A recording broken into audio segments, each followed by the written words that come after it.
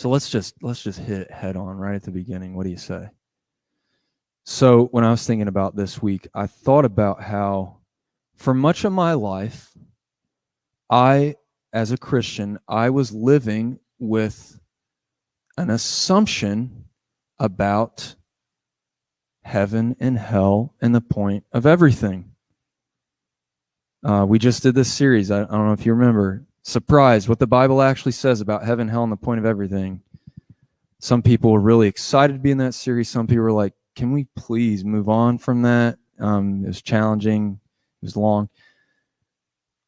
But I thought of it again this week because I realized that for much of my life as a Christian, I was living with this assumption that hell is everywhere in the Bible. If you would have asked me, if someone had said, yeah, the hell shows up in the Bible hundreds of times, for much of my life, I would have been like, yep, that's true. Mm-hmm. Yep. I never investigated it, really. I just sort of assumed it to be true.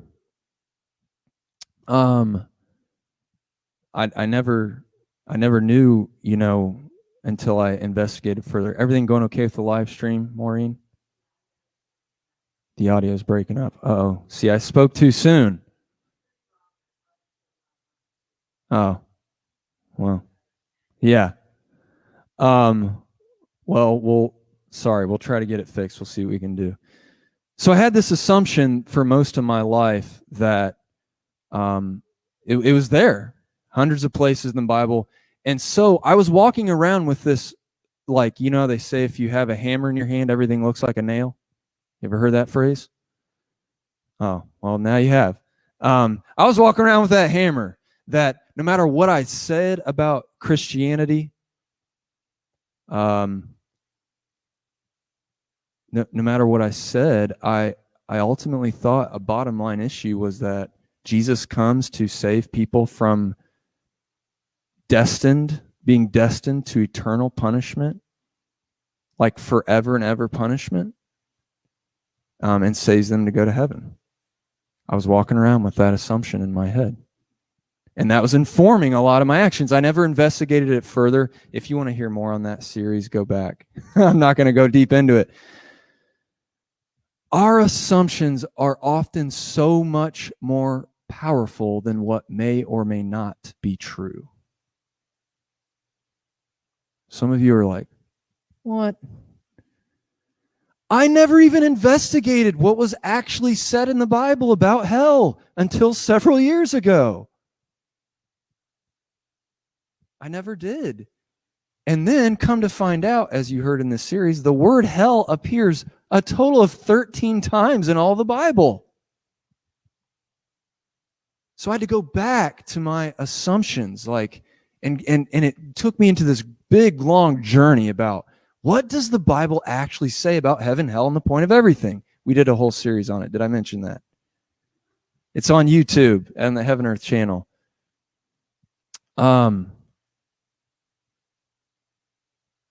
Why I'm sharing this, Jesus's parables can teach us how to read the entire Bible. If you interact well with a parable, you'll know how to read the whole Bible. Because a parable requires you to look into your assumptions. If you don't check your assumptions, you'll go into a parable, you'll skim something off of the surface and move right on. You can't do that with Jesus' teachings. Jesus' parables challenge you to go deep into, what do I assume this means? If you don't do that, you'll move right along. You'll be like, yep, I got it. I'm good. Next riddle, Jesus. These are easy, man. I like these. It's not how it works. So we're going to look at a parable today. Are you excited? Caleb seemed excited. Caleb, yeah, excited? Good. And here's what I'm going to do. I'm going to read it to you. I'm going to ask you what you think it means. And then I might bring up a couple potential assumptions that come with this parable. Are you with me? All right, let's do this. All right, so we're in Matthew chapter 13, verses 47 through 50.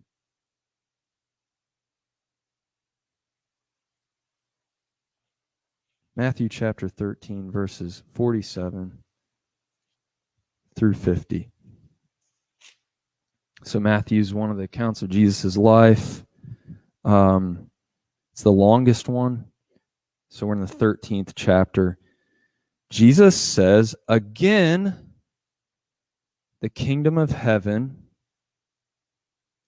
is like a net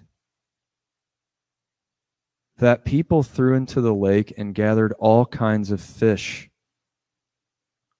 When it was full, they pulled it to the shore, where they sat down and put the good fish together into containers, but the bad fish they threw away. That's the way it will be at the end of the present age. The angels will go out and separate the evil from the righteous people, and will throw the evil ones into a burning furnace. People there will be weeping and grinding their teeth. Aren't you glad you came to church today? I hope you celebrate this. As a community, we're going to take like the hard things head on, and we're going to do it together. All right, go ahead. What do you think? What's Jesus saying?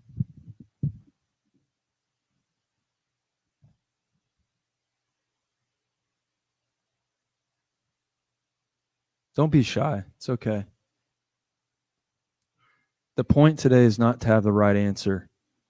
It's to wrestle with the Bible. That's how the Bible becomes holy. When we sit with it and wrestle with it, pray about it, and let it shape our lives. What do you think?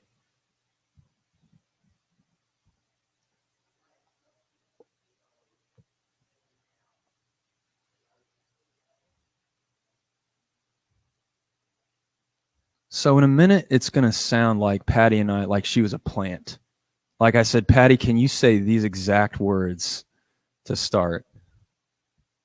Thank you. That's well phrased, Patty. My assumption has been.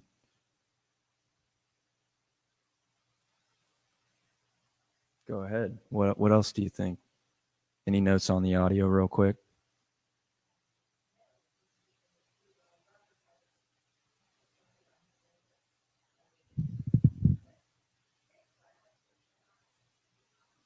Oh, online peeps, are you nervous about saying something that might be wrong? Don't be. Come on. Same thing here. What do you think?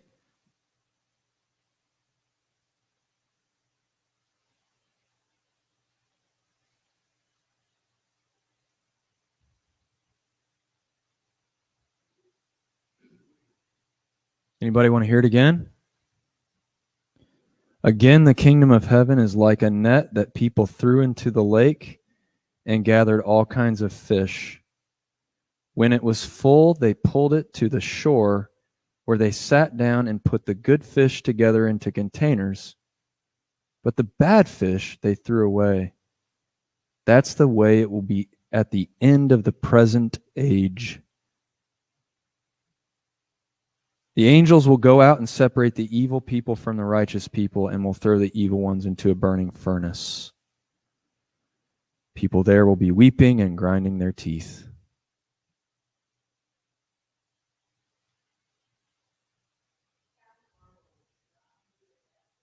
Aha. Kathy says, I don't want to be a bad fish.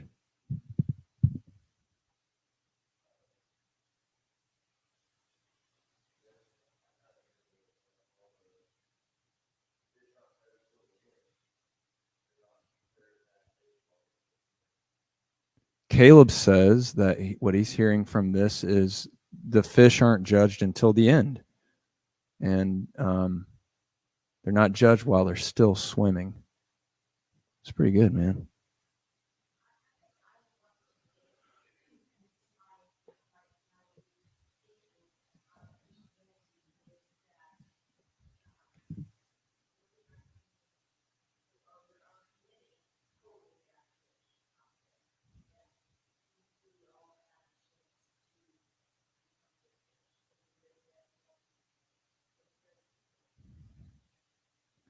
So Maureen was expressing kind of a hope that, there really are there really like just a bunch of people who are just bad fish?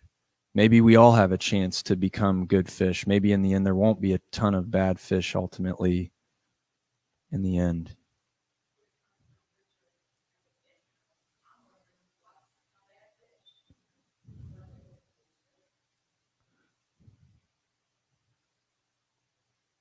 Rich, you're starting to get it.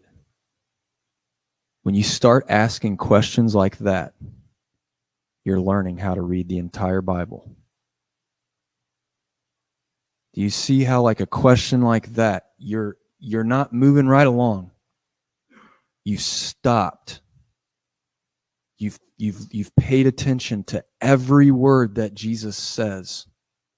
And you're asking questions of yourself. You might start praying to God like, God, I don't like this passage. Help me and understand. Help me to know what to think. Then you might call a friend. You might talk about it in a group, like one of our small groups. If you need one, we got one. Questions. That is how this Bible becomes holy. Just sitting here, this is just ink and paper. Anybody grew up in a household where it's like there was a Bible out and you couldn't put anything on top of it? I've heard those stories like, don't put your coffee on that Bible, young man. This is just a book until you read it and wrestle with it with all your heart, mind, soul, and strength. Pray about it. Then it might become holy in and through you.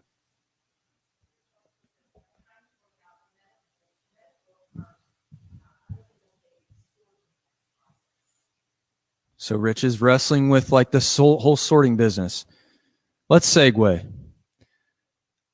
Today, this challenges my own assumptions. I'm going to bring up 2 assumptions that have been pretty common with this one. And I'm just going to say, I'm going to give you like a chance that those assumptions might not be the case. I might be wrong. I'm not the answers guy. And then I'm going to show you how reevaluating those assumptions, what it can do to a passage like this and the whole entire thing. Our assumptions are often as much or more powerful than what may or may not be true. Hang with that this week. Our assumptions about people, our assumptions about the world, our assumptions about ourselves are way more powerful than what may or may not be true. So first of all, I'm going to tell you the translation I read. I don't really love it. We'll talk more about that in a minute. I'm already going to say the thought that's going to come in your head. Ross, I can't read Greek, so how do I have a shot at the Bible based on what you're about to say? I'll talk to you about that in a minute. The original language reads like this. It really sounds like the kingdom of heaven is like a net that people threw into the lake and gathered all kinds. There's no fish in the original language. Instead, it might have more of like, to go to Rich's comment, like the net goes into this lake and just gathers all kinds of stuff. The tire at the bottom, the glass, some fish. It gathers all kinds of stuff. And then when you get down to Jesus's thing, at the end, the angels will go out and separate the evil people from the righteous people. The people word, not in the original language. It's evil stuff and righteous stuff. Does that change it? There's a word that it can mean evil ones, evil stuff, evil people. I'm not saying it's not people. And I am hard on the King James translation. I think it's like, as a historian kind of guy, it's like one of the not so good ones, ironically. It's about the only one that gets it right. It just says all kinds. The King James says they threw out a net and gathered all kinds. So right at the beginning, you have to reevaluate, like, when you're reading a parable, you got to find a way to really pay close attention to what's actually said. When you read the Bible, it's like a discipline to say, like, what does it really say? I get it. You're like, Ross, I don't have a shot, though. I can't read Greek. Here's what you can do. You can read like 4 different translations: King James Version, NIV, New Revised Standard Version, King James. But Ross, that's so much work. Is your faith in life worth it? Is it? To spend time with these words, wrestle with it, and let it shape your heart and life? Based on what Jesus actually says, does he say heaven and hell one place in here? I get it. You're like, yes, but it's a metaphor. Yeah. But I want to show you what reevaluating that assumption might lead you to get at. In our lives, oftentimes, do you ever have the feeling like evil is just mixed in with good everywhere? Do you ever feel like that? Like it's like our world is just a mixture of like good things, evil things. Nothing seems clear sometimes. I remember last week someone said, like, I don't even know what news to watch because can I trust any of it? It's possible that Jesus is saying there will be a day when this is literally what he says in here. The original language says, when the evil will be separated out from the middle of the good. A day is coming when Christ will come with his angels and sort out the evil from the good and destroy the evil once and for all. And good will shine like the dawn in God's kingdom. I see some of you are like, I'm not saying that's the way to understand it, but I'm saying that once you dig in and really check your assumptions, that's a possibility. That we can have hope that one day Christ comes back, separates the evil out from the middle of the good, and destroys evil once and for all. I might hear a voice that says, yeah, Ross, I don't know if I buy that, though. Well, let's go to assumption number 2. All right? Ross, but ultimately, there are 2 kinds of people. There are evil people, there are good people. And in the end, I've read the Bible. I'm pretty sure that there are evil people that are going to be destroyed in that fiery furnace in the end. I believe Christ has saved me from it, but some people, they're destined for destruction or eternal punishment in some fiery furnace. Let me just ask you, are any of you, is your rap sheet have no evil acts on it? Any of you not dabbled in evil recently? I've been up to it this morning in my thoughts and in my heart. Anybody here not evil ever? Are there really 2 kinds of people in the world? What do you think? I'm asking you. Do you think there are evil people and good people? Or do you think that it's a mixture in most people? I'm asking. I'm not saying. But this is an assumption. This is what it looks like to check an assumption. If you go, in the end, good people go to the fiery furnace. Reverse that, Willy Wonka. Good people go to some paradise resort with Jesus, and the bad people go to the fiery furnace. Do you think that there are two kinds of people? Do you think it's a mix? Let's hear.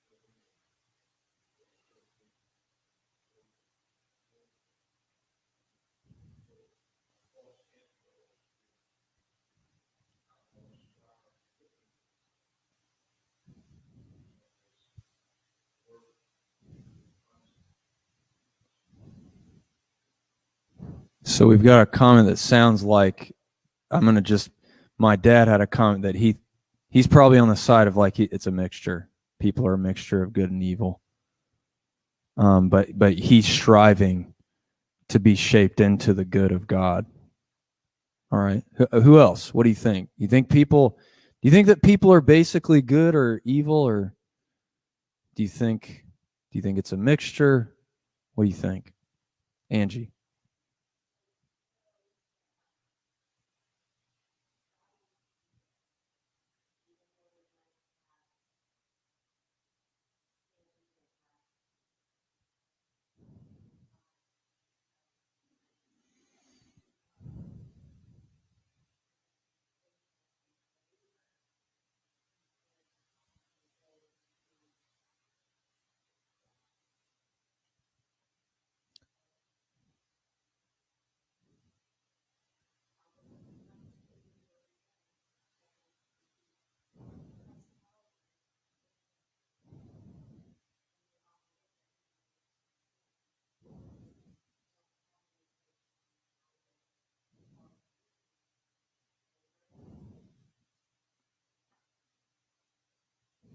So Angie's saying that for her, maybe she's redefining maybe what it means to be good.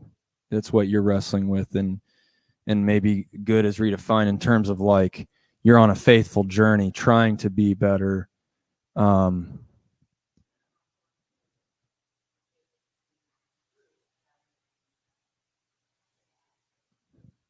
can I pause right here? How many of you feel confused right now? Be honest. Raise your hand. How many of you feel confused? How many you're like your wheels are really turning in your head?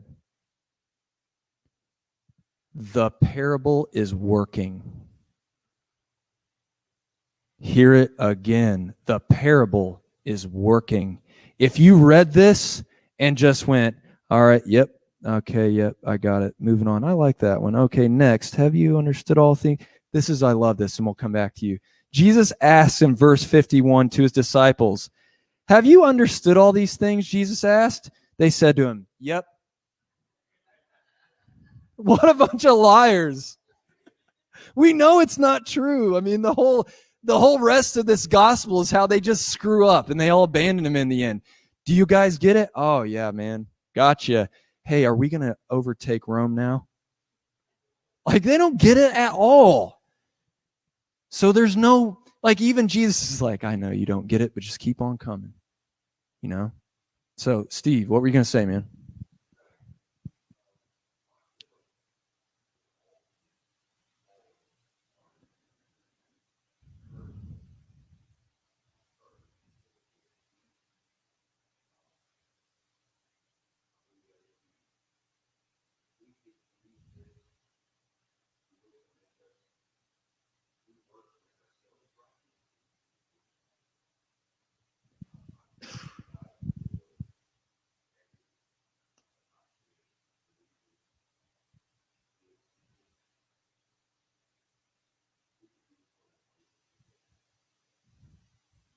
Yeah, so if I could just, I'm going to use some scripture to kind of add to what you said. So Steve's talking about like pretty much like in his experience or his understanding, everybody's a sinner. pretty much from, and the Bible talks about it seems like from birth, like human beings, it's like we're pretty good at sinning, right? And Steve says, he feels like that Christ came for such a purpose. Like, so Paul talks about this. Few people will die for like a good person. This guy, Jesus, comes while we're in the business of sinning and offers his life to change the game. Go ahead.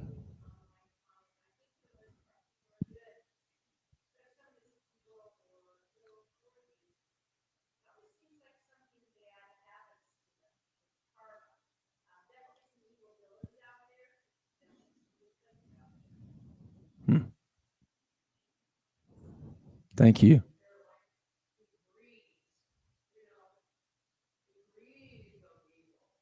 Yeah. Yeah.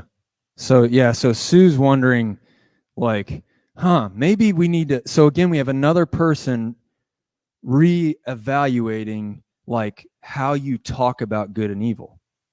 Like, so this parable's making you go, so how do you define evil then? The parable's working.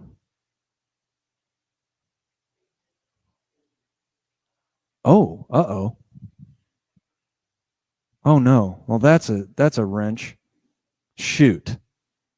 We're all made in the image of God, but we're all really good at sinning. We're all made in the image of God, but good golly, when I woke up today, it's like I don't think I was awake 5 minutes before I had some bad thought toward my neighbor.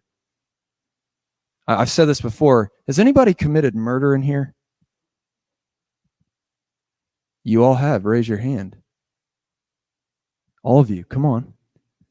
Jesus said, I tell you, if you've harbored anger in your heart towards your neighbor, you've committed murder. Hello, murderers. Yeah.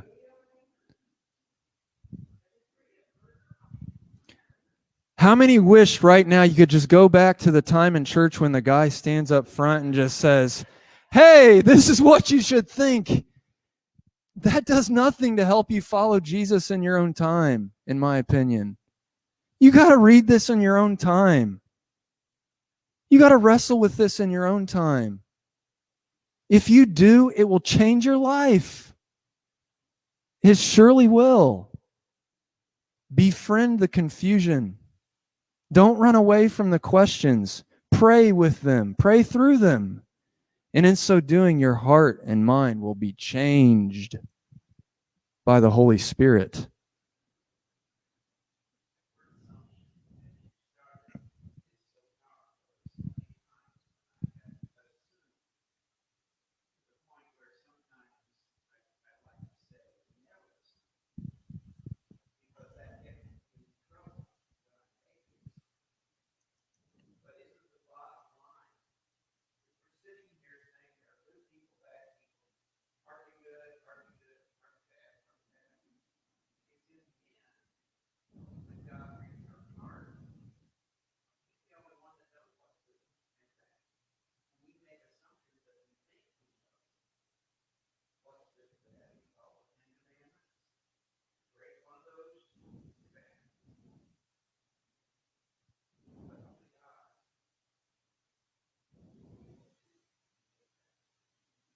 So Dave is landing in this place where, like, he's saying, like, this is driving me. This parable is putting me in my place, so to speak.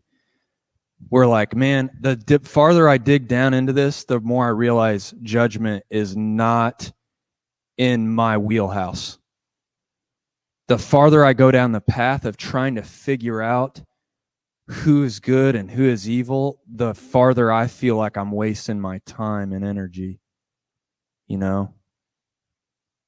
So I'll close with like one story and then a finale. Sorry, I'm not going to tell you what the parable means. So,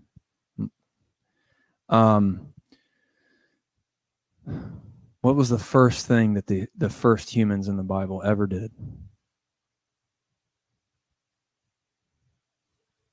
And how did they disobey, Dave?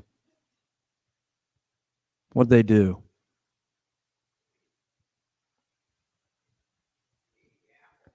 Apple from what tree? From what tree? The knowledge of what? Oh. He said, you can eat from anything in this garden. You can even eat from that thing we call the tree of life right there. Knowledge of good and evil is mine. Don't you eat that apple. Ooh, that's a shiny apple. Do you want some? I want some. Let's have it. It's not that big of a deal. The devil comes along and is like, hey, what did he really say, though? The devil does not trick you with lies. The devil tricks you with little t truths. Yeah, it's our time, I think. I do think part of what the parable can move you to do without saying what it means is to put you in your place. Like, we are the servants. We're the followers of Jesus. We leave the kingdom of heaven stuff in his capable hands. He says, I hold the keys to death and Hades. That ain't us. We're the followers. We're the lovers. We love as he first loved us. So any moment we get in the business of judging, we're wasting our times. I believe we have wasted our time with that question I asked earlier. So often throughout history, people have been wondering, so like philosophers, theologians, regular average Joes and Janes like you and me have been asking, so are humans inherently good? Are humans inherently evil? Who cares? Honestly, I'm sorry, that's me talking. I'm tired of trying to figure it out. Here's what I do know. Maybe we can build our lives on what we do know. What is possible for every human being who has lived, is living, or will ever live. What is possible for every human being, you, me, and everybody out there, is radical transformation through the life of Jesus. I want to live for that. What is possible is for us to be changed by Jesus and join with him in the work of restoring all creation. Amen. That's the last thing I leave you with. I am going to take you back to the finale of heaven, hell, and the point of everything. According to Jesus, the point of everything is not that we either go to hell or heaven in the end. I'm going off of his words. The deconstruction I went through of my own assumptions, I'm still going through it.